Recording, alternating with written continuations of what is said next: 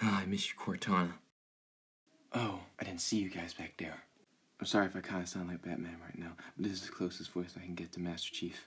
If I could get the real Steve Downes voice acting for me, I would, but I can't, so this will have to do. But anyway, let's get into the review. This is the Halo 3 review.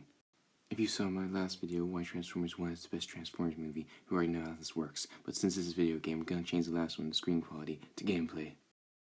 Alright, now you know how we review video games. Your boy Master Chief's gonna start this review. Alright, let's start this review as always with story. After Halo 2's cliffhanger ending, Halo 3 needs to finish with a proper ending and wrap up the trilogy. And wrap up the trilogy it did in the most epic way possible, in my opinion, but we'll get to that later. So it starts off immediately after Halo 2, where me, Master Chief, I have crash-landed in the forest, and Sergeant Johnson and his crew come to get me. Only to find myself quickly working with Arbiter, after some tension between us. We make our way to an old base, now with UNSC in it. After killing a bunch of brutes, which took the elites' place, after the elites were betrayed by the prophets. And Arbiter was out to kill one of these prophets. Truth, this ugly bastard right here.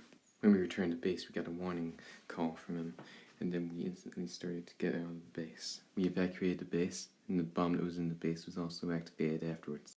Then we all hit the road and saw that Truth was uncovering the Ark, but it turned out what he was uncovering was not the Ark, but in fact the ship that makes the portal to go to the Ark. It was a key ship, much like the one that I boarded at the end of Halo 2, just except this one could create the portal to go to the Ark, because it still has energy left, unlike the one in Halo 2 that was used to fuel the entire city of High Charity. Truth boarded the key ship, and then the portal was activated to the Ark. Arbiter was enraged by this, but just before we could follow Truth through the portal, the disgusting parasite, the Flood, came through another portal, sent by their leader, the Gravemind.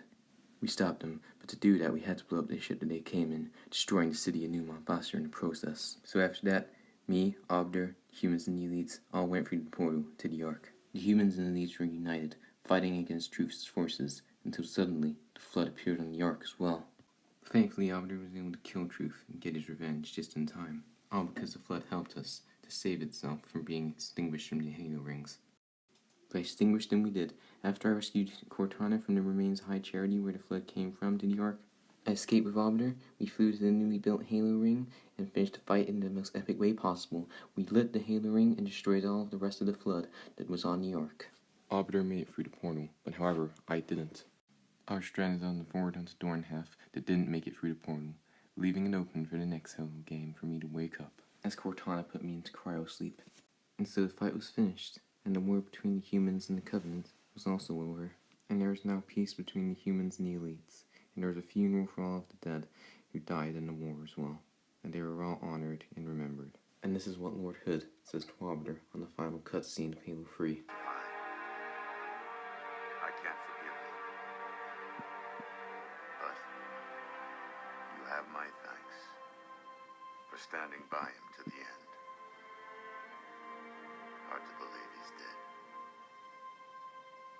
Were it so easy.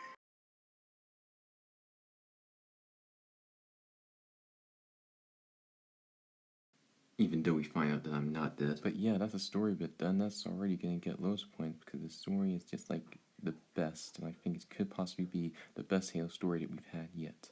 Alright, let's move on to characters. Another area where this game completely delivers. You know what, this game completely delivers in all areas. But anyway, now on to the characters. Let's start off with me, of course, Master Chief. I am the badass super soldier made to fight the Covenant during the Human Covenant War. As we know, because of the childhood that I went through training to be a super soldier, I have always been quite a solitary character, but Cortana helped me socialize. It was also cool and interesting to see myself teamed up with Arbiter, and also nice to see how we pretty much became friends by the end of the campaign. Now moving on to Arbiter. Arbiter's a cool badass character, and what he does in this story is pretty damn epic. Now, as we all already know, Arbiter was originally on the Covenant.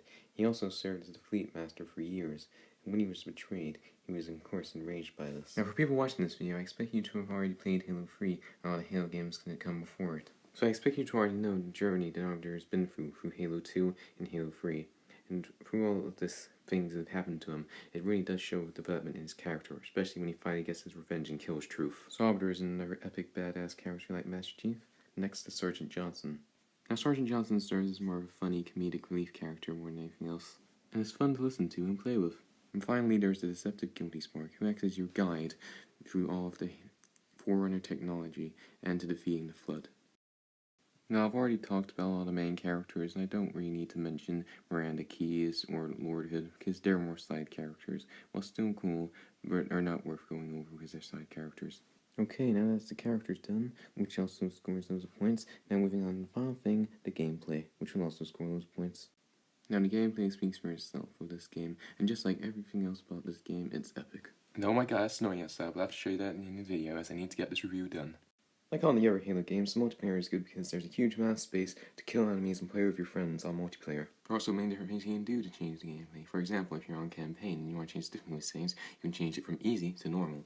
There are also many different game types you can play on multiplayer, such as Slayer, Capture the Flag, Territories, Infection, and King of the Hill. Beautiful gameplay just like everything else on this game. Now it's finally time to rank it. Now I think this Halo game is the best because it has so many multiplayer options, and the best campaign yet in my opinion, and I'm sure a lot of you can agree with me on that one. Now this game is honestly a nostalgic masterpiece, and I love it, and there's only one thing wrong with it in my opinion. How nobody even says that I can still be alive, even though at the end of the credits we find out that I actually am alive. But we find out Master Chief is alive at the end, which is good enough, so it's not like a big enough issue for me to take a point off it, so it's still going to be 10 out of 10, perfect. Alright, that's that review finally finished. Now, if you guys find anything else wrong with it, be sure to put it in the comment section. Now let's go look at snow. Damn, I love watching it snow. It's gonna be a white Christmas this year. Whoa! Holy crap, I didn't see you there, Chief. Sorry, I didn't mean scary Fred. That's fine. Have you seen the snow outside? Yes, Fred, that's why I came out here to watch it with you. Thanks, Chief. Just don't get too mushy on me. Well, it is Christmas. That reminds me, Merry Christmas, everybody. Alright guys, this is going to be my last video of 2017. I don't have enough space on my devices to do Transformers Christmas Special, so that's why I just turned this one into the Christmas Special. So yeah, Zacchaeus Prime, signing off, see you next one, and as always, subscribe.